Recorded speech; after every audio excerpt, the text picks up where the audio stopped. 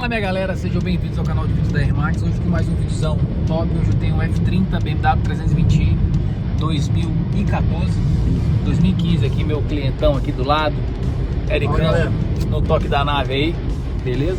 Esse carro tá com barulho, vou mostrar pra vocês. Se inscreve no canal e mete a mão no like.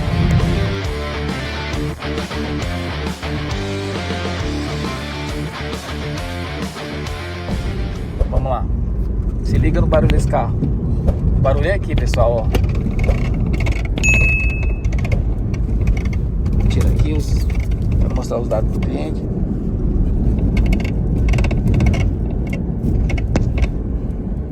Ele tá com barulho de suspensão, mas esse barulho que vem aqui do encosto de braço aqui, meu amigo, é muito alto. Aí, ó. Olha como que fica. Vamos colocar ele no elevador, certo? Ó, acelera aí, calma. Freia. Acelera de novo. Aí, ó. Só quando tem aceleração. Vamos colocar no elevador e vamos verificar o que está acontecendo aí. É nóis, vamos pra cima. Galera, ó o barulho aí, ó. Onde era o barulho aí, ó. Tá vendo? Ó, que a peça tá até polida. No caso aqui, ela quebrou o suporte. Beleza? Vamos colocar ele no local aqui, ó. E vai ficar daquele jeito. Tranquilo? Vamos colocar o suporte aqui. O barulho da BMW todinho aí. Aquele rangido é aqui, ó, no cardan. Tranquilo? É nóis. Vamos pra cima. Já fizemos a colocação do novo suporte.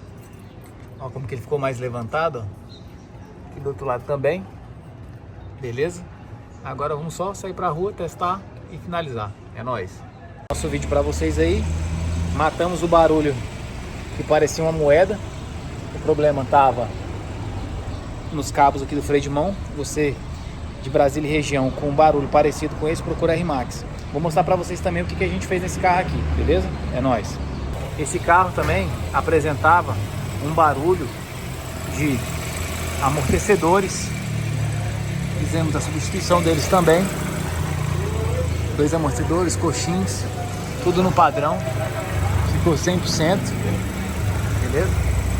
Tudo novinho. Agora esse carro vai receber uma higienização por baixo. Vai receber aquele talento que ela merece. Beleza? O carrinho tá bem sujo.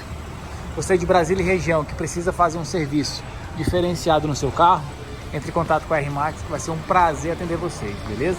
Mais um serviço aqui realizado. Um cliente estava apavorado com esse barulho.